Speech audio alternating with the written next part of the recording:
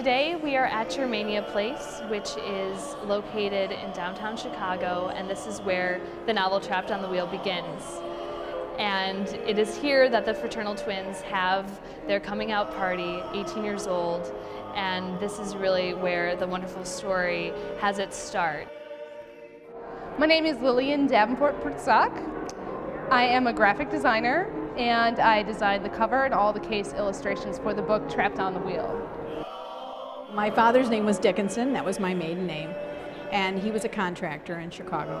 And I always wanted to have a family business, and since I wasn't an engineer and couldn't take over his contracting business, that was a dream that I just kept, inside. And when Catherine and John decided to start this publishing house, they said, "Mom, we're going to have a family business, and we're going to call it Dickinson Publishing House." And I just know my dad is, wherever he is, he's very happy, and I'm very happy.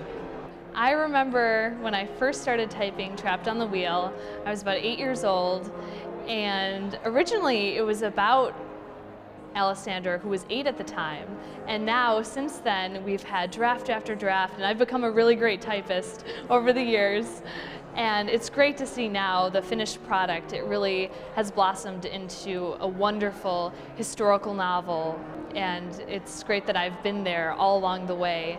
And beginning, as an 8-year-old child, and now I'm 23 years old as an adult, and to still be part of this process in not only as the typist, but I was also copy editor of the novel and really helped out with the marketing vision and the design, and also was able to plan the book launch at Germania Place. This took about 3 months of collecting his ideas and collecting all the materials, collecting the photos and the photocopies that he'd made and that he'd wanted turned into this sort of picture that he had in his head. And sort of trial and error, he would take what he was thinking, I would make it into what I was thinking, we came together, and the end result took about 3 months. A lot of times with intellectuals, and he is definitely one, they don't want to go like all the way into all the work it would take to put it into publishing, even into a big company, publishing company. So they always ask you to do all sorts of things, and he wasn't sure he wanted to get involved in that. So when we were talking, I just said to him, well, either you want to do this or you don't.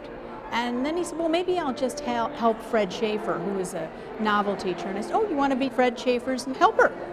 And he said, wait a minute.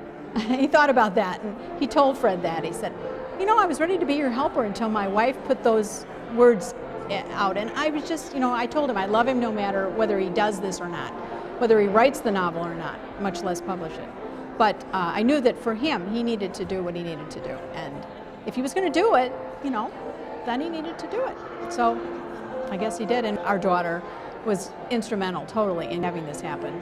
She really talked to her dad, and she said, "Dad, would you like to publish it?" And he said, "Yes, I really would." And she said, well, okay, we're going to do it. And that's the story of the Dickinson Publishing House so far.